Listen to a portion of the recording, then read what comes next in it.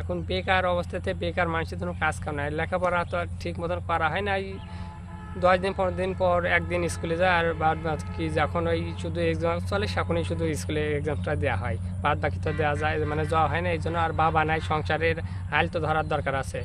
এই জন্য ছাগল পালি পাশাপাশি গরু কিনছি, এখন এগুলো নিয়ে চলাফেরা করি আর কি। তাই অবস্থায় থাকা অবস্থা থেকে কী করবো, ওই 2টা ছাগল থেকে পালা প্রথম শুরু হয়, তাও মানে আমার কিনা না, মানে একজনের বাসা থেকে নেওয়া হচ্ছে, পালক নিয়ে আমার পালক নিয়ে ওখান থেকে পোষার পর থেকে একটা থেকে এখন আল্লাহ রহমতে অনেকগুলো আছে।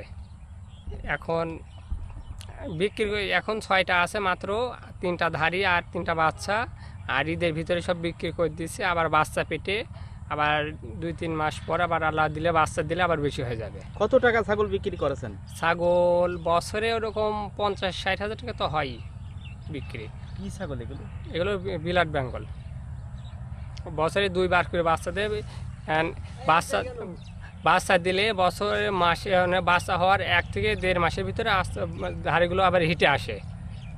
এইগুলো আমাদের মানে খুব টপ করে বাচ্চা টাচ্চা দেয়, বাচ্চা ভালো 2টা 3টা 2টা 3টা বেশি এরকম। আমাদের মানে সবসময় মাঠেই খাই আমরা, বাড়িতে খুব খাওয়ানো হয় কম, সবসময় আমরা মাঠেই 12 মাস মাঠে আবাদ করে। ছাগলকে কি কি খাবার খাওয়ান?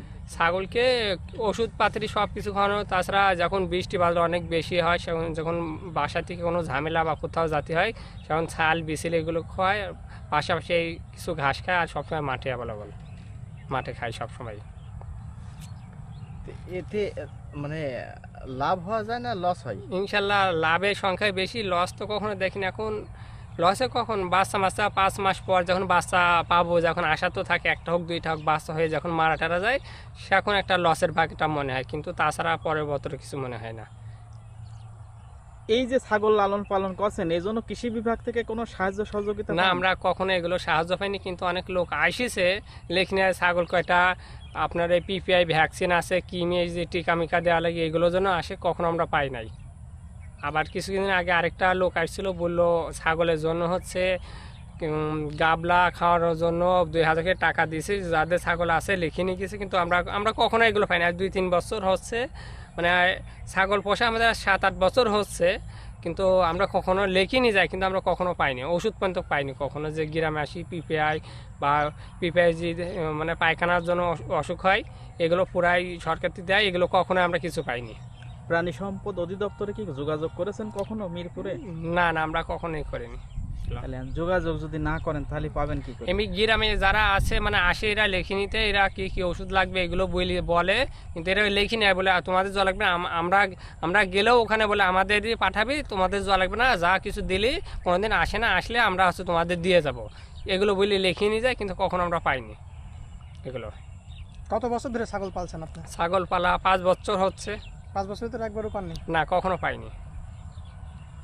তাহলে এর চিকিৎসা হয় কিভাবে? চিকিৎসা আমরা নিজেরা টাকা দিয়ে করি। যখন এই বছরে যে 6 মাস পর পরে যে পিপিআই রোগের পোড়াই দিতে আসে, যারা সরকারি পশু হাসপাতালের ডাক্তার, ওরা গ্রামে আসে, ওদের দিয়ে 20 টাকা পিস নেয় একটা ছাগল প্রতি, করিনি আমরা তেপেকা। এই তো মাসখানেক আগে, ঈদের মাসখানেক হয়নি, ঈদের মানে 1 সপ্তাহ পর করে নিয়েছি। ছাগলের একটা জটিল সমস্যা কিন্তু পিপিআর। পিপিআই এইটা 20 টাকা করে নেয় আমাদের, এসে দিয়ে যায় প্রত্যেক 6 মাস পর পর এসে 20 টাকা করে নেয়। এটা কারা? এরা হচ্ছে পশু হাসপাতালের ডাক্তার এসে দিয়ে যায়, ওদের বলা আছে, ওরা 6 মাস পর পর আসে, আর 20 টাকা করে নেয় ছাগল পিস একটা করে নেয়, টাকা দিয়ে তেপে গরম করে দিয়ে যায় প্রত্যেক বছরে। আচ্ছা, বর্তমান কতটুকু ছাগল আছে? এখন বর্তমানে এখানে ছাগল আছে আমাদের হচ্ছে 13টা। 13টা ছিল কয়টা? ছিল হচ্ছে 13টা, আর 19টা ছিল, 19টা ছিল বিক্রি করে দিয়েছে, আর 13টা আছে। আবার বাচ্চা পেটে আছে 3টার, আবার দেখা যাচ্ছে 3-4 মাস পর আবার বাচ্চা দিবে। তো সংসার কি এরপরেই? না, এর উপরে না, সংসার পাশাপাশি কাজকাম করা হয়, লেখাপড়া করা হয় এরকম টুকটাক। আর অবশ্যই যখন বসে থাকে, এখন কাজ কাম নাই কখনো, এই জন্য ছাগল পালছে বাড়িতে। সংসার কে কে আছে? সংসারে আম্মু আর আমি, আর কেউ নাই। ভাই নাই? না, ভাই আছে, ভাই হচ্ছে সংসার আলাদা, বিয়ে করছে, সংসার ওনার হচ্ছে 3টা বাচ্চা কাছে নিয়ে, মানে আলাদা সংসার। আর আমার আর আম্মুর হচ্ছে সংসার একটা, আমরা দুইজনে। গরু আছে নাকি? হ্যাঁ, গরু আছে একটা। গরু কয়টা? গরু একটা। গরু আর ছাগলের সংখ্যা বেশি। গরু আসাল গরু পুষতাম না, গরু এ হচ্ছে আজ 1 সপ্তাহ হচ্ছে কিনছে একটা। তো তোমার মাথায় কি করে চিন্তা আসলে তুমি লেখাপড়া করো যে ছাগল পুষে? এখন বেকার অবস্থাতে বেকার মানুষের কোনো কাজ কাম নাই, লেখাপড়া তো আর ঠিক মতন করা হয় না। এই 10 দিন 15 দিন পর একদিন স্কুলে যায়, আর বাদ কি যখন ওই শুধু এক্সাম চলে তখনই শুধু স্কুলে এক্সামটা দেওয়া হয়, বাদ বাকি তো দেওয়া যায় মানে যাওয়া হয় না। এই জন্য আর বাবা নাই, সংসারের হাল তো ধরার দরকার আছে। এই জন্য ছাগল পালি পাশাপাশি গরু কিনছি, এখন এগুলো নিয়ে চলাফেরা করি আর কি। তাই আচ্ছা, আর পাশাপাশি কাজ কাম করি, যখন যখন কাজ কাম পাই যখন যেমন করি এটা। বিসমিল্লাহ। তাহলে মোটামুটি এটা করে মোটামুটি স্বাচ্ছন্দ্য? জি আলহামদুলিল্লাহ। তোমার লজ্জা করে না? না লজ্জা কি, এখন নিজের কর্ম, এখন ছোট বলি তো এখন ছাগল পালছি মাঠে। এখন দেখে তো অনেকে বলতে পারে ছোট ছেলে হিসাবে এখন হচ্ছে মাঠে ছাগল চড়াচ্ছে, কোনো ভবিষ্যৎ করবে না বা অন্য কিছু ভাববে। এখন লোকে কি বলবো এটা ভাবি তো আমার দেখিলাম, আমার যেটাতে ও মানে টাকা আসবে ইনকাম হয় সেটাতে আমার লজ্জা করে কোনো তো লাভ নাই।